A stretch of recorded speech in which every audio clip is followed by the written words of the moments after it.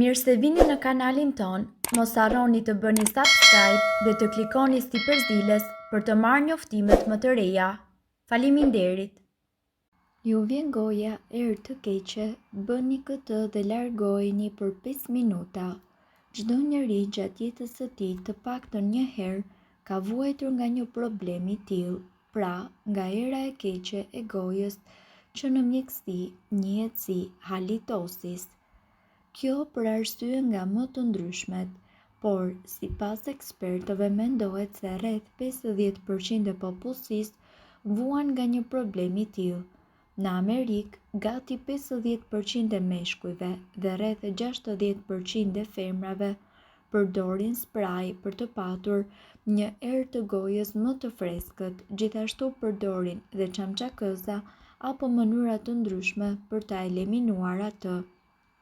Por këtu ne do t'ju sjellim një recetë natyrale e cila do t'ju vinë në ndihmë për ta eliminuar atë problem.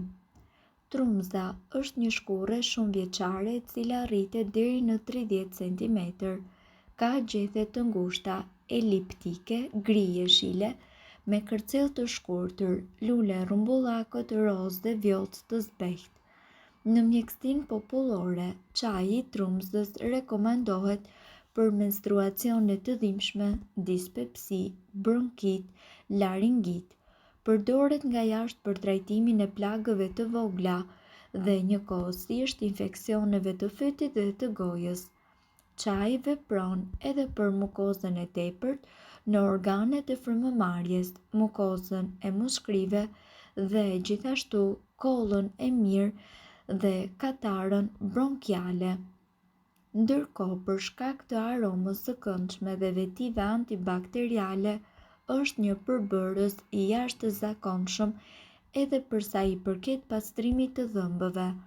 Përveç se i pastron në dhëmbët, forcon edhe mishrat e dhëmbëve dhe freskon frymëmarrjen. Çaji i trumzës mund të përgatitet në 2 mënyra. Në të parën bima zhytet në ujë të vluar dhe në të dytën në ujë të ftohtë. Do t'ju duhen 2 lugë gjelle gjethe trumze, lule dhe pjesët mbitoksore. Ne i derdhim me 2 decilitër ujë të vluar dhe i lëm për 30 minuta. Më pas kullojeni çajin dhe pijeni të paëmbëlsuar 3 herë në ditë. Një mënyrë tjetër është që ju të hidhni një lugë gjelle nga e njëjta masë me 2 decilitër ujë të ftohtë dhe ta ngrohni ngadalë derisa ajo të vlojë. Më pas e lini të qëndrojë për 30 minuta. Kullojeni dhe pijeni si çaj pa sheqer 3 herë në ditë për 2 ditë. Nëse dëshironi të ëmbëlsoni çajin, ju mund të shtoni një lugë çaj mjalt. Mjekimet popullore nuk janë ilaçe, por ato shërbejnë për të lehtësuar sëmundjet. Për çdo problem shëndetësor që keni, siguroni që të konsultoheni me mjekun tuaj. Ndërkohë, nëse doni të largoni erën e gojës, me patjetër përdorni sodë buke. Nëse keni probleme me erën e gojës dhe nuk dini se çfarë të bëni, keni një takim dhe ndiheni në siklet nga era e keqe që lëshon goja juaj, mos u shqetësoni më, problemi juaj do të marrë fund. Ne këtu do t'ju sjellim disa mënyra se si ju të përdorni sodën e bukës për të larguar aromën e keqe nga goja juaj. Soda e bukës neutralizon acidin e keq në gojë duke larguar kështu edhe aromën e keqe. Ajo vret bakteret dhe nuk dëmton mishrat e dhëmbëve. Janë mënyrat se si ta përdorni sodën e bukës për largimin e erës së keqe nga goja.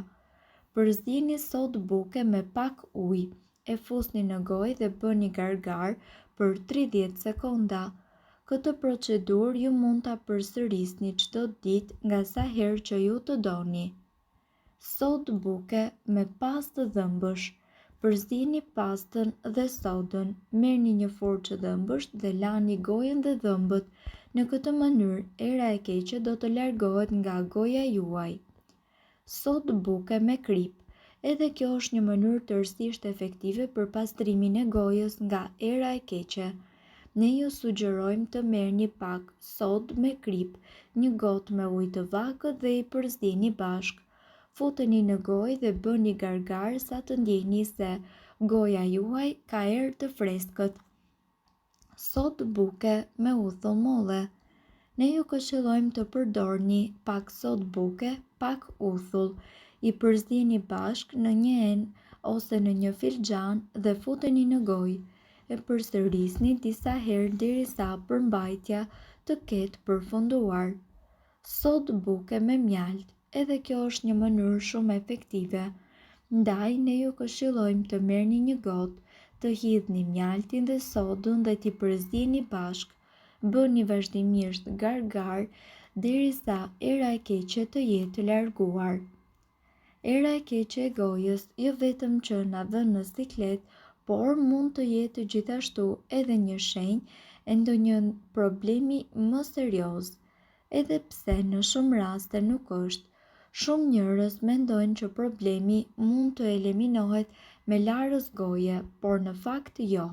Larësit e gojës përmbajnë në të shumtën e rasteve alkool, kështu që konsumatori duhet që të ketë kujdes në të shumtën e rasteve pasi aty ka rreth 27% alkool. Me shumë mundësi, erën e keqe e shkakton diçka që keni ngrënë ose ndonjë bakterie e cila është e gjetur në gojë. Një koncept i gabuar për erën e keqe është se thuhet se buron nga zorrët ose stomaku. Ky në fakt është një mit. Era e keqe vjen nga pjesa e pasme e gjuhës ose nga fyti. Aty prodhohen normalisht baktere të cilat shkaktojnë frymën e keqe nga goja. Kur zgjoheni në mëngjes, kjo ndodh sepse bakteret thahen gjatë natës dhe kjo vjen si përgjigje e aktivitetit të rritur. Këto janë mënyrat natyrale se si ju të hiqni qafe erën e keqe nga goja. Majdanozi sipas ekspertëve nuk është thjesht një erëz për zbukurim, pasi mund të përdoret në një mënyrë efektive edhe për të trajtuar frymën e keqe. Majdanozi mund të sillet si aromatizues pasi ai është i pasur në klorofil, i cili neutralizon frymën e keqe. Limoni. Kjo teknikë është efektive kur vjen puna për të trajtuar frymën e keqe e cila vjen nga qepët apo hudhrat. Hidhni një fetë limoni ose shtrydhni një limon të freskët në një gotë ujë. Më pas thjesht pijeni ose bëni gargar. Nëse nuk jeni të aftë t'i bëni, thjesht vendosni një pikë limon në gjuhë. Vaj menteje. Të merrni kapsula me vaj menteje është tepër e rekomanduar për të ndaluar frymën e keqe. Sipas një studimi në vitin 2008, u dol në përfundim se pacientët nën kujdesin intensiv me frymë të keqe u përmirësuan dukshëm duke përdorur një vaj esencial si larës goje që përmbante vaj menteje. Uji. Një gojë e thatë e gërmon tokën për baktere të cilat prodhojnë përbërje sulfuri, të cilat janë disa nga shkaqet për frymën e keqe. Të pini të paktën 8 gota me ujë në ditë është mënyra më e mirë për të mbajtur aktivitetin tuaj të baktereve në minimum dhe të reduktoni njëkohësisht frymën e keqe.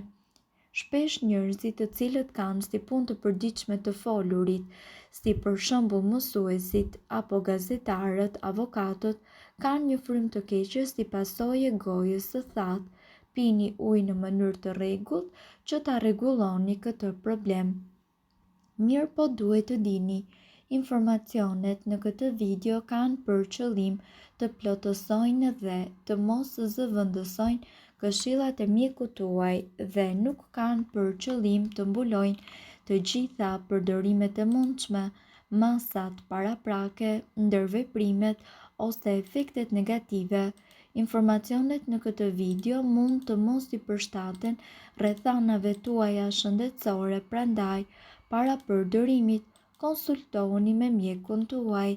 Nëse doni të dëgjoni video tona që ne postojmë çdo ditë, kliko subscribe. Ju ftojmë gjithashtu të bëni like në video tona nëse i keni dëgjuar dhe pëlqyer ato. Faleminderit që e pat videon ton. Shpërndajni këtë video në profilin tuaj në mënyrë që të informohen edhe shokët tuaj. Faleminderit!